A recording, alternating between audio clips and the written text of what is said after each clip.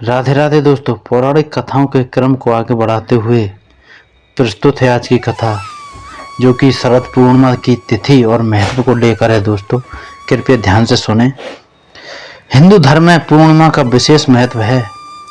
साल भर में 12 पूर्णिमा आती हैं। अश्विन माह की पूर्णिमा को सबसे शुभ माना जाता है। इसे शरद पूर्णिमा कहते हैं। शरद पूर्णिमा को रास पूर्णिमा भी कहते हैं। मान्यता है कि भगवान श्री कृष्ण ने राधा रानी और गोपियों के संग शरद पूर्णिमा की रात को महारास रचाया था। अश्विन माह की पूर्णिमा अन्य सभी पूर्णिमा से बिल्कुल अलग होती है, क्योंकि इस दिन चंद्रमा अपनी 16 कलाओं से युक्त होता है और अपनी किरणों के द्वारा अमृत का वर्षा करता है। इसलिए इस दिन खीर बनाकर आंगन में रखने की परंपरा है और सुबह स्नान कर उसे ग्रहण किया जाता है। इससे शरीर के सारे रोग दोष समाप्त हो जाते हैं। किंतु इस बार शरद पूर्णिमा के दिन साल का अंतिम चंद्र ग्रहण लगने वाला है। इसलिए खीर को चंद्र ग्रहण के समाप्त होने के पश्चात ही आंगन में रखें, जिससे उसमें चंद्रमा का अमृत किरणों के द्वारा पड़ सके। शरद पूर्णिमा को व्रत रखकर पवित्र नदियों में स्नान करते हैं और उसके बाद अपनी श्रद्धा सामर्थ्य के अनुसार दान करते हैं। भगवान सत्यनारायण की पूजा करते हैं और कथा सुनते हैं। इससे घर में सुख, शांति और समृद्धि आती है। शरद पूर्णिमा की रात माता लक्ष्मी और चंद्रमा की पूजा होती है। धन और वैभव की प्राप्ति के लिए माता लक्ष्मी से जुड़े ज्योतिष उपाय किए जाते हैं, लेकिन चंद्र ग्रहण के सूतक काल के कारण रात में चंद्रमा और लक्ष्मी पूजा कैसे करेंगे? पंचांग के अनुसार शरद पूर्णिमा की तिथि 28 अक्टूबर को प्रातः 4:17 पर शुरू होगी और यह रात 1:53 तक रहेगी। शरद पूर्णिमा को शाम 5:20 पर चंद्रोदय होगा। इस साल शरद पूर्णिमा के दिन चंद्र ग्रहण देर रात 1:06 पर लगेगा और चंद्र ग्रहण का समापन 2:22 पर होना है। इसलिए इसका सूतक काल 28 अक्टूबर को दोपहर 2:52 पर लग जाएगा। सूतक काल में पूजा और ज्योतिष उपाय नहीं किए जा सकते। ऐसे में रात के समय ना तो लक्ष्मी पूजा होगी और ना चंद्रमा को अर्घ्य दे पाएंगे।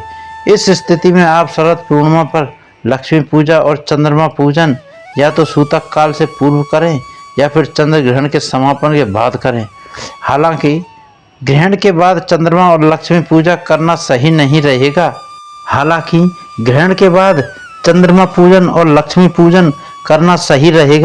रात्रि में आपको शरद पूर्णिमा के चंद्रमा का दर्शन भी हो जाएगा। इसके अलावा शरद पूर्णिमा पर रात्रि के समय में ही माता लक्ष्मी पृथ्वी पर भ्रमण करती हैं और पूछती हैं कि कौन जाग रहा है। इसलिए इसे कोजागरी पूर्णिमा भी कहते हैं। इस बार आप शरद पूर्णिमा पर लक्ष्मी पूजा चंद्र ग्रहण के बाद करें। उस समय ही शरद पूर्णिमा के ज्योतिष उपाय भी कर लें।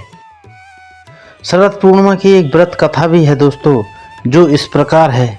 एक साहूकार था जिसकी 2 सुंदर सुशील कन्याएं थीं। दोनों बहनों में से एक धार्मिक रीति रिवाजों में बहुत आगे थी और एक का इन सब में मन नहीं लगता था। बड़ी बहन सभी रीति रिवाज मन लगाकर करती, पर छोटी आनाकानी करती थी। देखते ही देखते दोनों बहनें बड़ी हो गईं और दोनों का विवाह हो गया।